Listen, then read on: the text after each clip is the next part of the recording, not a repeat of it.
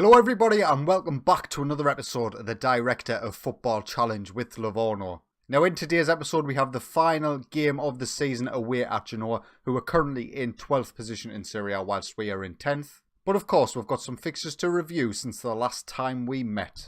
So in the last episode it was of course the utter humiliation against Juventus, getting beat 8-0 away from home.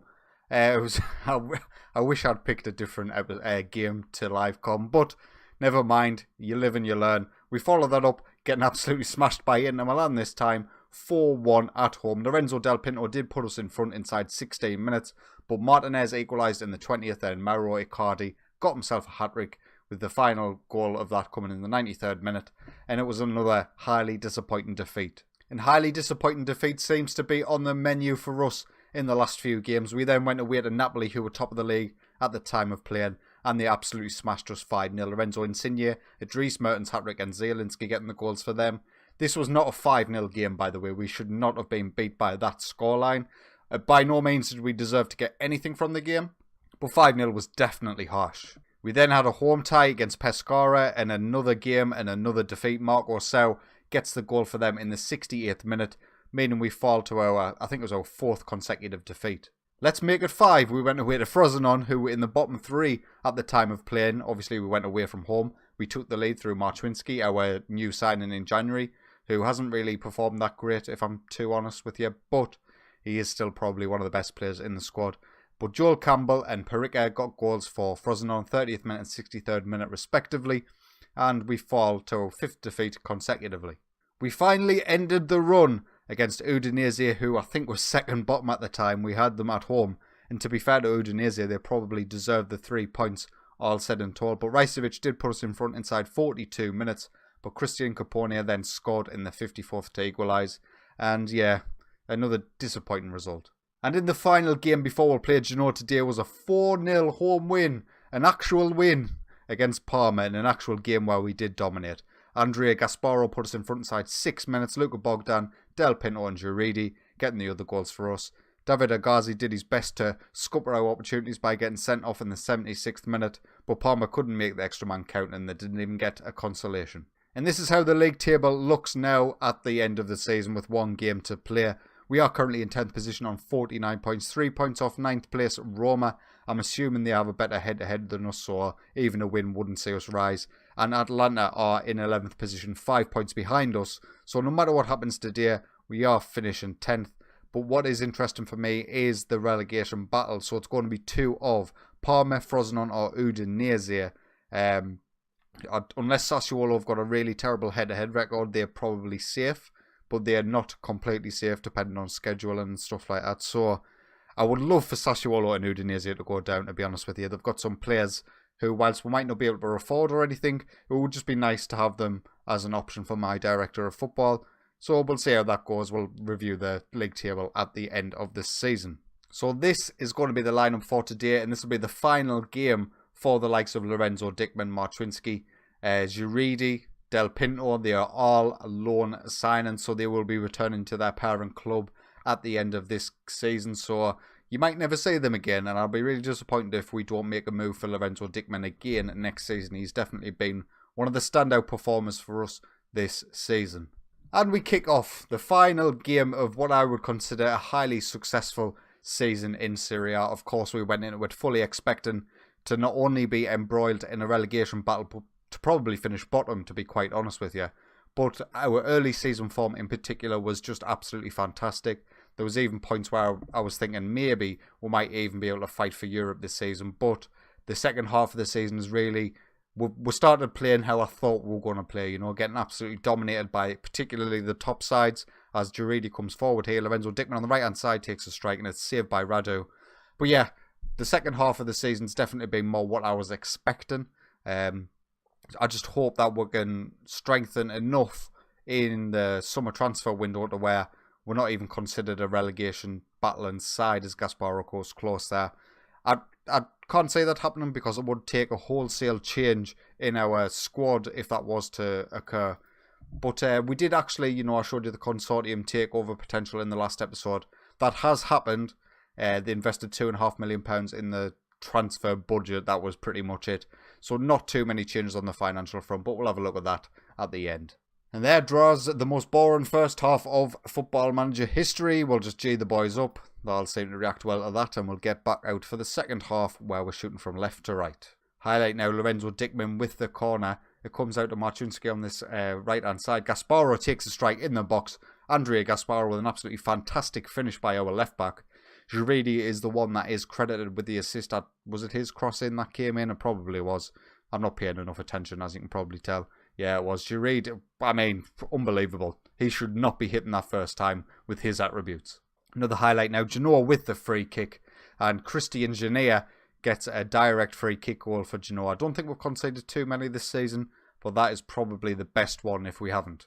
20 minutes to go, we'll make a couple of changes. There is a few players I would like to bring on, like Diamanti, who is retiring at the end of this season. I'm going to get him on for Marczynski. Is there anyone else I really care about actually bringing on? No, there isn't. So we'll make another change. We'll get we'll get Albertazzi on at left back for Gasparo. Hopefully he got a little bit of a standing ovation for the goal he scored, but you never know. Highlight now, Hiljemark on the edge of the box for Genoa, takes a strike, and again, and Gianluca Lapadula, how he's done that, I do not know. He must have the reactions of an absolute god. We'll see it here in 3D. So Hiljemark has a couple of bites of the cherry here. He takes a second strike. Oh, our Football Manager. Come on. He's literally doing a scissor kick in the air before the ball is even in his pathway. So yeah, fantastic goal by him. Probably goal of the season. Highlight now, 5 minutes to go. We do have a corner. Diamanti plays it in. Go on, Diamanti. Get the assist for this goal. That would be so nice if it happens. Del Binto on this left-hand side just switches the play again. Shea Picasa, why he's ran out for that ball and not let Diamanti get it, I do not know. Del Pinto again in the centre. Do not lose the ball now because it's a definite breaking opportunity for Genoa. Del Pinto with a strike goes just wide, and that's probably going to be all she wrote for this game. Couple of minutes left now. There is going to be one more highlight. Cassiatoria comes down the right-hand side for Genoa. Medeiros, what a save by Declan Rudd. What a guy. Domenico Crescito on the ball now. 1.5 minutes to go. Just blow the full-time whistle. And there we go, full-time, Genoa 2, Livorno 1, a disappointing end to the season, but it doesn't really matter that much. The game was a bit of a non-thing, really. Us or Genoa were both completely safe and not a lot to play for. So the end-of-season stuff has finally come in, and the end-of-season awards look like this. Lorenzo Dickman did get Fans Player of the Season, and I tend to agree with that statement. Andrea Gasparo got Goal of the Season, which we'll take a look at, and Dickman again with the Young Player of the Season.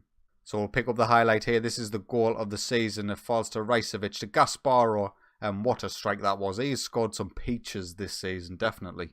So here's our season in review. Few will have tipped Livorno to be capable of avoiding relegation. I definitely agree with that. And we've defied expectations by finishing in the top half. It has been a bit of an up and down season in terms of the runs of form. You know, first half of the season, fantastic. Second half, pretty dreadful. Match of the season was a 4-0 win against AC Milan in October, which was great.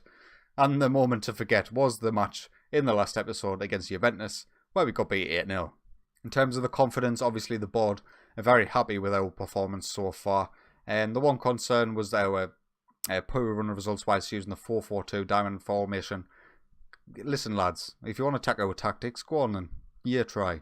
Livorno were today announced as the winners of the Serie A Best Club of the Year award. I mean, the award was given by players from the Serie A. We'll take that all day. In terms of the squad and looking forward to next season, we are going to lose quite a few players. A lot of our backup players are leaving the club as their contracts are up, unless our director of football ends up going in and offering them a new deal. Morelli, who you'll never see much of as of Dijon, a lot of these really, Diamanti, Andrea Lucci, probably the two that were most involved in the first team with Alessandro Bruno. They will all leave the club, and of course our loan signings, John Garidi, Marczynski, Dickman and Lorenzo Del Pinto, who were all first team players for us, are going to leave the club, which will leave us with an absolutely tiny squad. So we're going to have to make moves in this summer transfer window, and hopefully our director of football will do that for us. In terms of the highest average rating of the players who were actually playing, Lorenzo Dickman ended up with a 7.18, Gasparo with a 7.13, so our two wing-backs doing particularly well. Rajcevic with 23 goals in 40 games, which if you look at his stats is just unbelievable. Unbelievable overperformance by him.